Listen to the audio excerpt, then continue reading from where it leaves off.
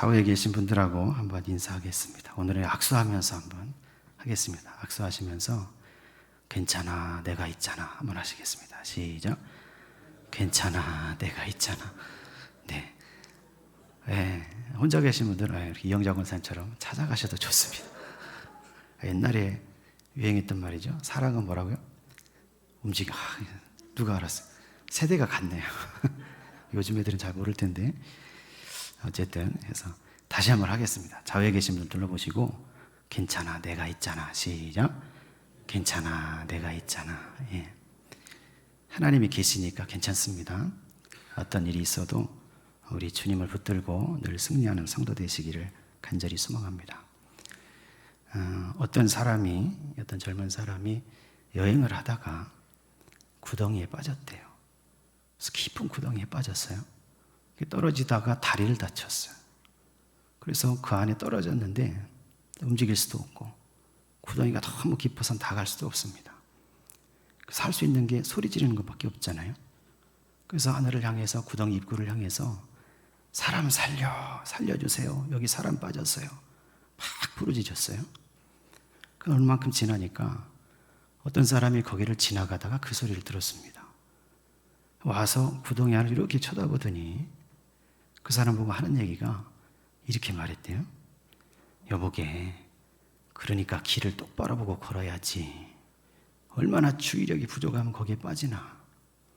이번에는 거기 빠졌으니까 다음에는 이것을 교훈을 삼아서 빠지지 않도록 하게나. 이러고는 그냥 지나갔다는 거예요. 그래서 이 사람이 어이가 없잖아요. 또 막 살려달라고 부르짖었어요. 조금 지나니까 또 다른 사람이 와서 들여다봅니다. 와서 보면서 하는 얘기가 여보게, 그 속에서 아프지만 좀 참고 견디고 있네 하면서 가만히 생각을 해보고 가만히 묵상을 하면서 가만히 궁리를 해보게나. 그러면 자네가 혼자서 나올 수 있는 방법이 생각날 걸세. 이렇게 얘기하면 그냥 지나갔다는 거예요. 그러니까 그 사람이 또 입구를 바라보면서 또 막 부르짖습니다. 살려주십시오. 내가 사람이 여기 빠졌습니다. 막 부르짖었는데 그 다음에 세 번째 사람이 지나가다 그걸 봤습니다. 보더니 야, 이거 큰일 났구나. 그러면서 어디서 구했는지 기다란 사다리를 구해와서 구덩이에 내리고 직접 내려와서 그 사람을 업고 구출했다는 겁니다. 여러분, 어떤 사람이 정말 이 사람의 은인입니까? 첫 번째 사람은 공자를 얘기합니다. 두 번째 사람은 석가, 부처를 얘기하죠. 세 번째 사람은 누굽니까? 우리가 믿는 예수 그리스도죠. 그러니까 예수 그리스도를 믿는 우리의 신앙의 위대성이 여기 있어요. 제가 이 말씀을 해드리는 이유는 자부심을 가지라는 거예요. 예수 그리스도를 믿는 그리스도인으로서 자부심을 가져야 됩니다. 왜 그렇습니까? 성경은 도덕과 윤리를 얘기하고 규범을 얘기하고 사람이 바르게 걸어갈 길을 얘기합니다. 그런데 유교처럼 거기서 머무르는 게 아니라 그 이후에 구원의 길을 얘기하고 구원의 장소를 얘기합니다. 구원이 받는 방법을 얘기하죠. 또 여러분, 성경은 불교처럼 여러분 선을 행하고 그 다음에 자기 경건을 쌓고 자기 수행을 하고 이런 걸 얘기하죠. 그러나 그것으로 구원받을 수 없다고 얘기하죠. 성경은 뭘 얘기합니까? 예수 그리스도, 나의 구원자 되신 그분께서 오셔서 내가 어찌할 수 없는 죄의 구렁텅이에 빠져 있을 때 그 주께서 오셔서 나를 구원할 수 있는 길을 만들어 주셨고 그 주님을 믿고 그 주의 손을 잡으면 그 구렁텅이에서 빠져나올 수 있는 길을 열어주신 분이 예수 그리스도다. 저와 여러분이 그 사실을 믿는 거지요. 오늘 믿음을 가지고 살아가는 저와 여러분이 나를 구원하러 오신 예수 그리스도를 늘 붙들고 그 신앙의 삶에서 구원받은 성도로 당당하게 그리스도인으로서 살아가는 복받은 성도가 되시기를 간절히 소망합니다. 오늘 말씀은 이제 바울이 사람이 어떻게 구원을 받는가 그런 고민을 가지고 로마서를 쓸 때 그때 하나님의 의가 어떻게 작동하는지 그걸 설명한 말씀이지요. 그래서 이 말씀도 굉장히 중요한 말씀이에요. 로마서 1장 마지막에 있었던 그 말씀뿐만이 아니라 로마서 3장에 나오는 이 말씀도 저와 여러분이 늘 기억해야 될 줄로 믿습니다. 이 말씀 중에서 오늘 23절 말씀을 먼저 한번 읽어보겠습니다. 23절입니다. 모든 사람이 죄를 범하였음에 하나님의 영광에 이르지 못하더니 아멘. 바울이 하나님의 의가 나타났다 그렇게 얘기하면서 이제는 우리가 구원받을 수 있는 하나님의 길이 열렸다 그렇게 얘기하면서 전제하는 것이 뭐냐면 모든 사람이 죄를 범해서 하나님의 영광에 들어가지 못하게 됐다는 겁니다. 이게 무슨 얘기입니까? 모든 사람이 죄의 영향 가운데 놓였고 모든 사람의 본성 가운데 그의 네이처 가운데 죄에 대한 속성이 들어와 있다는 겁니다. 그래서 그것 때문에 거룩하신 하나님의 그 앞으로 나아갈 수 없게 됐다는 거예요. 그게 언제 그렇게 됐습니까? 여러분 잘 아시듯이 아담이 범죄했을 때 그렇게 됐죠. 창세기 1장에서 5장을 여러분 쭉 읽어보시면 특별히 창세기 5장 여러분 첫 부분을 쭉 읽어보면 거기에 대비되는 두 가지 형상이 나와요. 하나는 뭐냐면 하나님의 형상입니다. 아담은 누구 형상으로 창조됐습니까? 하나님의 형상으로 창조됐죠. 맨 처음에 창조됐을 때 아담에게는 죄가 없습니다. 왜? 죄 없으신 하나님의 형상으로 창조됐으니까. 근데 그 아담이 하와와 함께 창세기 3장을 가면 어떻게 합니까? 하나님 말씀을 어기고 선악과를 따먹는 뱀의 꾀임에 빠져서 선악과를 따먹는 죄를 범하게 됐고 죄가 들어옴으로 인해서 에덴 동산에서 쫓겨났지요. 그리고 나서 가인과 아벨을 낳았는데 가인이 아벨을 쳐서 죽였고 아벨은 살인자가 됐으니까 같이 살지 못하고 추방당합니다. 그리고 나서 아담에게 하나님이 다른 아들을 주셨는데 그 이름이 셋입니다. 근데 셋을 낳을 때 그 표현이 어떻게 되어 있냐면 아담이 자기의 형상을 따라 아들을 낳았다는 거예요. 하나님의 형상이 아니고. 그러니까 창세기 5장에는 첫 부분에 하나님의 형상으로 창조됐던 아담이 그 속에 죄가 들어가서 하나님의 형상이 망가진 겁니다. 망가진 모습이 아담의 형상이에요. 그 아담의 형상으로 셋을 낳았고 여러분 셋의 후손 중에 노아가 나오고 노아의 후손들을 통해서 인류가 번성했으니까 지금 살아가는 저와 여러분들도 본질적으로는 그 아담이 낳은 아담의 형상 아래 놓이게 돼 있다는 겁니다. 이게 바울이 전제한 겁니다. 그래서 모든 사람이 죄가 있다고 얘기하는 거예요. 정확하게 얘기하면 모든 사람이 죄의 영향 아래 놓여 있고 모든 사람이 죄의 영향 아래서 죄를 지을 수 있는 본성적인 모습을 갖고 있다는 겁니다. 바로 그것 때문에 하나님의 거룩하신 존전 앞에 하나님의 영광 앞에 설 수 없는 존재가 됐다는 거죠. 성경을 읽어보니까 그래서 하나님 어떻게 하십니까? 이스라엘 백성, 유다 백성에게 모세를 통해서 율법을 주셨죠.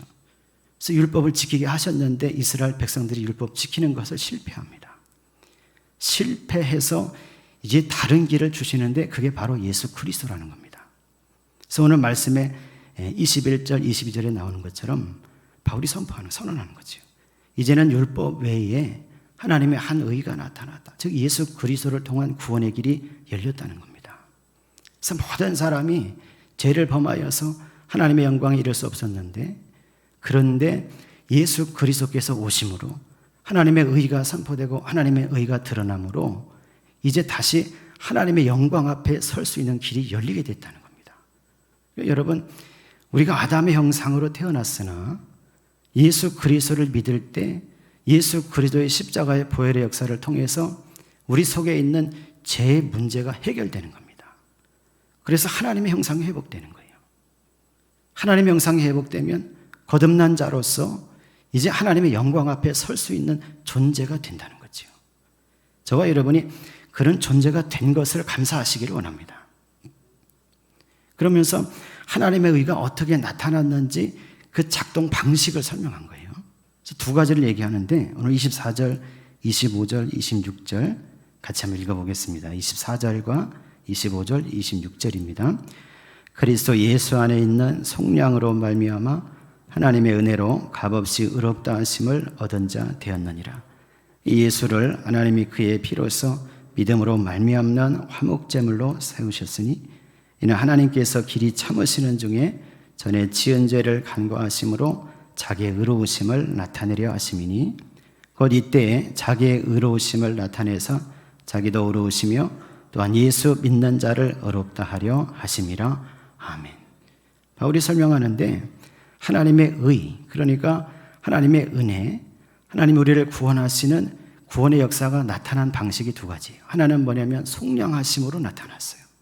여러분, 속량한다는 뜻은 무슨 얘기냐면 노예를 그 값 주고 사서 자유롭게 한다는 뜻입니다. 저와 여러분이 아담의 형상 속에서 죄의 노예가 돼서 있었는데 예수 그리스도께서 오심으로 그 십자가를 통해서 속량하셨다는 거예요. 죄의 눌림에서, 죄의 영향 속에서 그를 빼내서 그를 죄로부터 풀어서 자유롭게 하셨다는 겁니다. 오늘 저와 여러분이 이 속량의 은혜 받은 사실을 깨닫게 되시기를 원합니다. 또 한 가지 방식이 뭐냐면 화목제물이에요. 화목제물. 예수 그리스도를 십자가에 돌아가시게 하심으로, 피를 흘리게 하심으로써 그것을 믿는 자들에게 화목제에 참여할 수 있는 자격을 주셨다는 거죠. 여러분 잘 아시겠으나 화목제사는 하나님 앞에서 음식을 나눠 먹습니다. 나눠 먹으면서 먹는 사람들, 또 거기에 계신 하나님과 같이 화해하고 같이 존재하고 같이 연합하면서 그 속에서 참된 기쁨을 누리는 성도가 되는 거지요. 그런데 예수 그리스도를 통해서 하나님에게 나타난 것이 바로 이런 화목 제사를 이루는 방식으로 나타났어요. 우리가 예수를 믿을 때, 예수 그리스도의 보혈의 역사를 믿을 때 하나님께서 우리와 화해하시고 하나님께서 우리와 화목하시고 하나님께서 저와 여러분의 심령과 인생과 동행하시고 연합하시는 역사가 나타난다는 겁니다. 오늘 믿음으로 예배하는 저와 여러분이 이 속량의 은혜, 또 화목제물 대신 예수 그리스도를 믿음으로 하나님과 화목하는 은혜 속에, 그 속에 들어가는 성도 되시기를 간절히 바랍니다. 여러분, 우리가 하나님의 의를 받는 성도가 되어야 됩니다. 예수 그리스도를 믿는 믿음으로 하나님의 의를 받아서 구원의 확신을 가지고 살아가는 성도가 되어야 합니다. 믿음이 시작된 아브라함 얘기를 이제 로마서 4장을 들어가면 4장 전체에서 바울이 아브라함 얘기를 해요. 근데 아브라함을 가리켜서 뭐라고 얘기하냐면 그가 바랄 수 없는 중에 하나님을 믿었다는 겁니다. 자기 몸이 약해졌어도 그것에 굴하지 않고 하나님 믿는 믿음이 약해지지 않았다는 거예요. 그래서 이 아브라함은 하나님으로부터 그 믿음을 보시고 의롭다는 인정을 받은 사람이라는 겁니다. 여러분 창세기 읽어보시면 창세기 12장에 하나님께서 그게 나타나시죠. 75세 된 아브라함에게 나타나셔서 너는 본토 친척 아비의 집을 떠나서 내가 네게 지시할 땅으로 가라는 겁니다. 아브라함이 그 약속의 말씀을 믿고 말씀을 붙잡고 갈 바를 몰랐으나 말씀을 따라서 나갔어요. 믿음으로 나갔죠. 또 읽어보니까 창세기 15장에 보니까 86세 된 아브라함에게 하나님이 또 나타나셔요. 그때 아브라함에게는 자기 아들이 없었는데 하나님께서 오셔서 데리고 나가서 하늘의 별들을 보여주시면서 야, 저 별들을 셀 수 있겠느냐? 아브라함 셀 수 없죠. 그런데 너의 자식들이, 너의 자손들이 저 별들처럼 많아지게 하겠다 말씀하시니까 아브라함이 그것을 믿었습니다. 믿었더니 하나님께서 그 믿음을 의롭다고 여겨주셨어요. 창세기 15장 6절에 나옵니다. 그리고 창세기 17장을 가니까 99세 된 아브라함에게 하나님이 또 나타나셔요. 하시는 말씀이 내년 이맘때 이제 정말 아들이 있을 거라는 거죠. 처음에 아브라함은 안 믿었어요. 근데 하나님께서 너희 집안의 모든 남자는 할례를 받으라. 약속의 표시로 할례를 받으라고 말씀하시면서 정말로 아들이 있을 것이라고 얘기하시니 그랬더니 아브라함이 그것을 믿고 99세 된 나이에 할례를 받습니다. 그러니까 아브라함은 자기의 행동이나 어떤 것을 통해서 하나님으로부터 의롭다는 인정을 받은 게 아니라 하나님의 약속의 말씀을 듣고 약속의 말씀을 믿음으로 의롭다는 인정을 받았다는 거죠. 여러분, 그 믿음의 법칙은 동일하게 적용된다는 겁니다. 이 바울의 주장입니다. 그래서 오늘 저와 여러분이 하나님의 아들 예수 그리스도를 믿을 때 그 믿음으로 하나님의 의를 받는 성도가 되시고 하나님의 의를 받아서 구원의 확신 가운데 살아가는 인생이 되시기를 간절히 소망합니다. 우리가 왜 믿음의 확신, 구원의 확신을 가지고 살아가야 됩니까? 구원의 확신이 있어야 인생을 살아가면서 당하는 여러 가지 어려움과 걱정과 환난과 역경 속에서 그것을 이길 수 있는 힘을 거기서 얻을 수 있기 때문에 그렇습니다. 내가 구원의 확신이 있어야 내가 어떤 일이 닥쳤을 때 그것을 넉넉히 이길 수 있는 힘을 거기로부터 얻는다는 거예요. 여러분, 구원의 확신이 없고 믿음의 확신이 없고 말씀에 대한 믿음의 확신이 없으면 여러분 인생에 두려움이 찾아와요. 걱정이 찾아오고 염려가 찾아옵니다. 누가복음 8장에 예수님의 제자들이 예수님과 함께 갈릴리 바다를 건너갈 때 풍랑이 몰아닥쳐서 배가 물에 잠길 지경이 되니까 두려움에 빠졌지요. 예수님 주무시고 계시는데 예수님을 깨웁니다. 예수님, 우리가 죽게 됐습니다. 예수님께서 일어나셔서 하시는 말씀이 풍랑과 바다를 잠잠하게 하시고 제자들을 향해서 꾸짖으시면서 하신 얘기예요. 너희 믿음이 어디 있느냐는 겁니다. 오늘 저와 여러분이 예수 그리스도 그분을 믿는 믿음으로 하나님의 의를 받아서 구원받은 성도 된 것을 확신하면서 우리 인생을 살아가시기 바랍니다. 확신 속에 있을 때 어떤 일이 다가와도 그것을 이길 수 있는 힘이 거기로부터 나온다. 여러분, 그 힘을 받아서 살아가는 성도가 다 되시기를 원합니다. 미국에 플로렌스 체듀익이라는 수영선수가 있었습니다. 여자분인데 1951년도에 이분이 한 16시간 조금 못되게 걸려서 영국 해협을 횡단을 했어요. 수영으로. 왔다 갔다를 했어요. 왕복을 했습니다. 그래서 1952년도 7월 4일 미국의 독립기념일 날 이분이 선포를 하죠. 1952년도에 이제 미국으로 옮겨서 미국의 서쪽 해변에 있는 카탈리나 섬에서 캘리포니아 해변까지를 자기가 한 16시간 동안 수영을 해서 거기를 횡단하겠다는 거예요. 그러니까 많은 텔레비전에서 와서 중계를 시작합니다. 생방송으로. 그래서 그 수영선수가 출발을 했어요. 거리가 한 35km가 되고 배로 달려도 한 40분 가야 되는 거리예요. 수영을 해서 막 하는 겁니다. 한 15시간이 넘게 갔어요. 바닷물도 차고 힘도 들었지만 15시간을 넘게 갔어요. 근데 갑자기 얼마 남겨놓지 않고 갑자기 바다에 짙은 안개가 끼는 겁니다. 안개가 몰려와서 앞이 보여지지 않는, 볼 수 없는 그런 칠흑 같은 어둠이 찾아왔어요. 조금만 더 가면 이제 성공하는데 이 플로렌스 체듀익이 안개가 갑자기 몰려오니까 어둠 속에서 당황하기 시작하는 겁니다. 몸이 막 굳어지는 거예요. 앞을 볼 수 없으니 자기가 처음에는 분명히 갈 수 있다고 생각했어요. 그런데 그 안개가 찾아오니까 앞을 볼 수 없게 되니까 믿음과 확신이 사라집니다. 믿음과 확신이 사라지니까 이젠 자신이 없어지고 몸에 힘이 빠지게 되고 뒤를 따라오던 구조선에 포기하고 올라가는 겁니다. 나중에 기자가 물어봤어요. 조금만 더 가면 되는데 나중에 알고 보니까 800m 남았어. 800m. 조금만 더 가면 성공하는데. 그래서 나중에 기자가 물어봤어요. 왜 그거 조금만 가면 되는데 그걸 포기했느냐고. 그랬더니 플로렌스 체듀익이 하는 얘기입니다. 나는 물이 차가워서 포기한 게 아니고 내가 힘들어서 포기한 게 아니다. 안개가 몰려왔을 때 내가 성공할 수 있다는 믿음과 확신이 사라졌다는 거예요.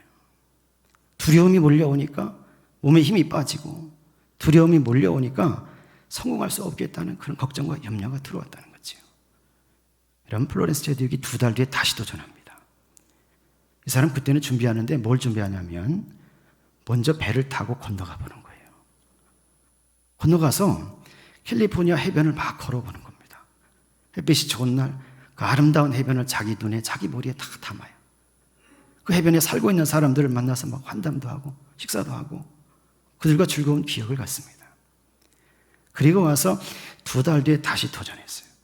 똑같이 15시간 넘게 갔습니다. 똑같이 칠흑 같은 안개가 자기에게 왔어요. 근데 이번에는 자기 머릿속에 믿음과 확신이 있어요.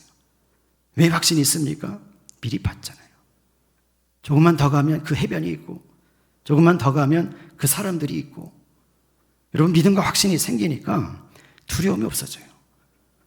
안 보이는데 어둠과 안개 속에서도 헤엄을 헤쳤고 그래서 16시간 조금 넘게 걸려서 그 횡단에 성공했다는 거죠.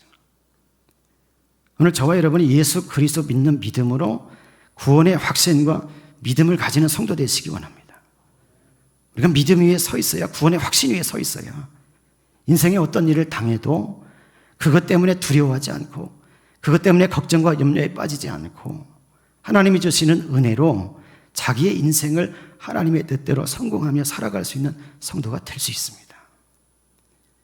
여러분, 이효진이라는 사람이 있어요. 세상에서 제일 예쁜 엄마라는 책을 썼습니다. 나의 약함을 자랑하라, 이런 책을 썼어요. 근데 이분이 18개월 됐을 때, 생후 18개월 됐을 때 뜨거운 수증기에 자기가 노출이 돼서 화상을 입습니다. 눈으로 보고 코로 숨쉬고 입으로 먹는 건 아무 지장이 없어요. 근데 뜨거운 수증기 때문에 얼굴 피부가 다 일그러졌어요. 팔도 다 일그러지고.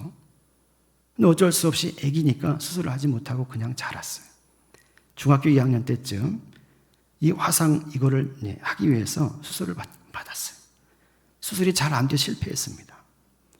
그리고 그냥 살았는데 28살 됐을 때 자기가 의지하고 살았던 자기 엄마가 교통사고로 세상을 떠납니다.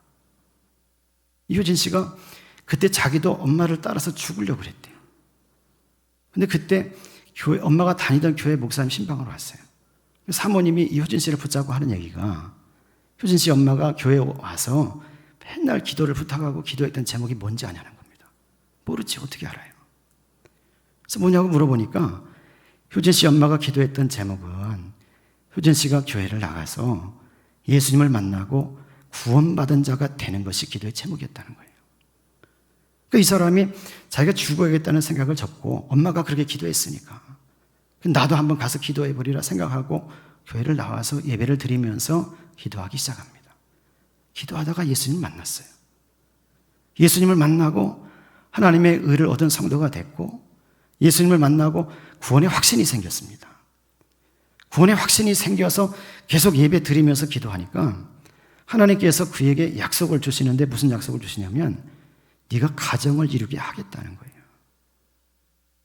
자기는 아무 생각도 없었어요, 그거에 대해서. 왜? 얼굴이 다 일그러져 있고 그렇게 돼 있는데 어떤 남자가 자기를 좋아하겠어요. 근데 기도하다가 믿음의 확신이 생기고 구원의 확신이 생기니까 계속해서 기도하다 보니까 하나님께서 그 인생 가운데 너도 아름다운 가정을 이루게 해주시겠다는 거예요. 그 약속의 말씀을 붙잡고 계속 기도했어요. 여러분, 그러다가 정말 귀한 남자를 만나게 됐고 결혼을 해서 아름다운 가정을 이루었고 딸과 아들을 낳아서 행복하게 살고 있어요, 지금. 오늘 저와 여러분이 예수 믿는 믿음으로 하나님의 의를 얻는 구원받은 성도인 것을 확신하시기를 원합니다. 우리가 구원의 확신 가운데 서 있어야 구원의 확신으로부터 뭐가 옵니까? 세상을 이길 수 있는 힘이 옵니다. 우리 인생을 살아갈 때 힘없는 그리스도인으로 어깨가 처져서 살지 마시고 나를 구원하신 예수 그리스도를 붙들고 주님이 주시는 은혜 가운데서 주님이 주시는 은혜와 힘과 능력을 받아서 이 세상의 많은 일들, 모든 일들을 넉넉히 이겨가는 힘 있는 성도들이 되시기를 간절히 소망합니다. 믿음으로 기도할 때 하나님이 저와 여러분을 붙잡아 주시고 믿음으로 기도할 때 하나님을 믿는 믿음 가운데 성령이 역사하셔서 우리 인생이 열려지고 풀려지는 성도가 다 되시기를 예수 그리스도의 이름으로 간절히 축원합니다.